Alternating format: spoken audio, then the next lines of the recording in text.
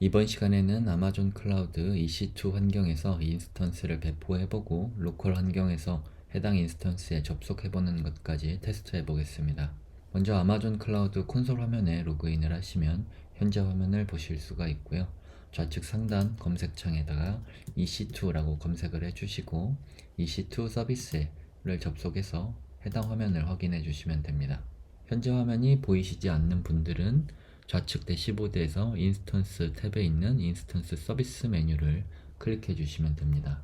저 같은 경우는 빅데이터 분석 환경 구축이라는 영상을 통해서 하드 클러스터를 배포를 미리 해놨었고 해당 클러스터를 배포하면서 사용한 보안 그룹과 PM키를 활용할 예정입니다.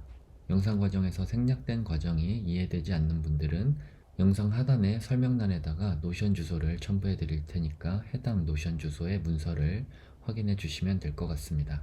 자, 그러면 이어서 우측 상단의 인스턴스 시작 버튼을 눌러서 인스턴스 생성을 진행하도록 하겠습니다. 먼저 단계 1번에서는 우분투 20.04의 64비트 AMI를 선택하고 단계 2번으로 넘어오도록 하겠습니다. 그리고 단계 2번에서는 T2X라지 유형을 선택을 해주시고 다음 인스턴스 세부 정보 구성을 눌러주시면 됩니다. 그리고 단계 3번에서 인스턴스 세부 정보 구성에서는 별도 수정을 하지 않고 스토리지 추가로 넘어오도록 하겠습니다. 그리고 단계 4번에서는 스토리지 크기를 8기가에서 20기가로 수정을 해주시고 다음 태그 추가로 넘어오도록 하겠습니다. 태그 추가 단계는 생략을 하셔도 되지만 저는 어드민이라는 태그에 제 이름인 김재민을 넣도록 하겠습니다.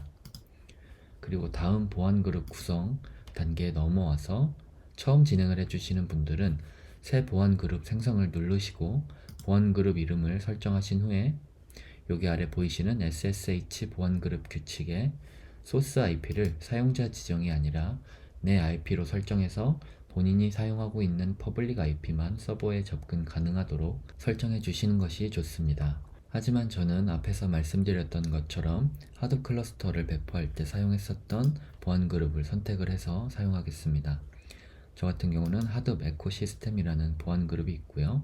선택을 완료하였으면 검토 및 시작 버튼을 눌러서 단계 7번의 인스턴스 시작 검토 화면으로 들어올 수가 있습니다. 인스턴스 유형이라던가 보안 그룹 등의 앞에서 설정한 내용들이 이상이 없는지 한 번 더 확인을 해주시고 이상이 없다면 시작하기 버튼을 눌러서 기존 키페어 선택 또는 새 키페어 생성을 진행해 주시면 됩니다. 처음 진행하시는 분들은 새 키페어 생성을 누르시고 RSA 유형의 키페어 이름을 설정하신 후에 키페어 다운로드를 눌러서 PM 파일을 다운로드 받아주시면 됩니다. 저 같은 경우는 이미 하드 클러스터를 진행하면서 가지고 있었던 키페어를 사용할 거기 때문에 하드 에코시스템이라는 키페어를 선택하고 아래 안내 문구를 체크한 다음에 인스턴스 시작 버튼을 눌러보도록 하겠습니다. 그러면 시작 상태라는 페이지를 확인하실 수가 있고요. 우측 하단에 인스턴스 보기 버튼을 눌러서 인스턴스 배포를 마저 진행하도록 하겠습니다.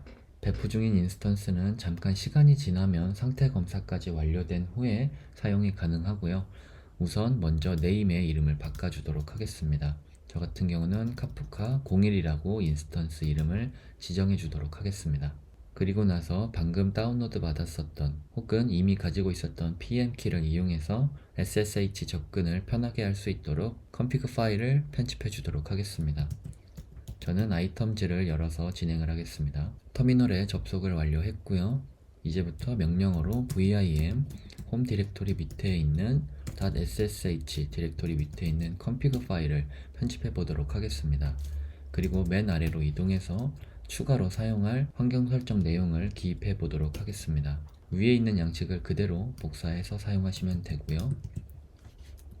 호스트 이름에는 카프카 01이라고 지정을 하도록 하겠습니다.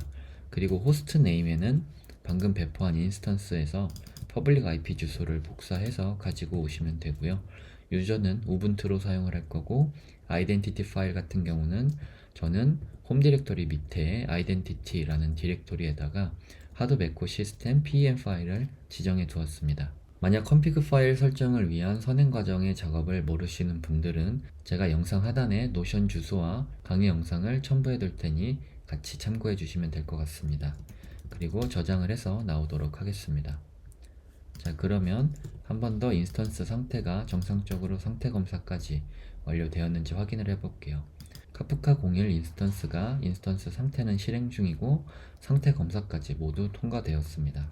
자, 그러면 아까 설정한 config 파일을 이용해서 ssh 카프카 01이라고 지정을 해주시면 됩니다. 그리고 나서 연결하겠냐고 물어보면 yes라고 입력을 해주시고, 이렇게 접속에 성공하시면 정상적으로 인스턴스를 배포하고 로컬 환경에서 원격으로 인스턴스의 접속까지 완료를 한 겁니다. 다음 영상에서는 JVM에서 동작하는 주키퍼와 카프카를 위해서 미리 자바를 설치하고 환경 설정을 진행해 보도록 하겠습니다. 감사합니다.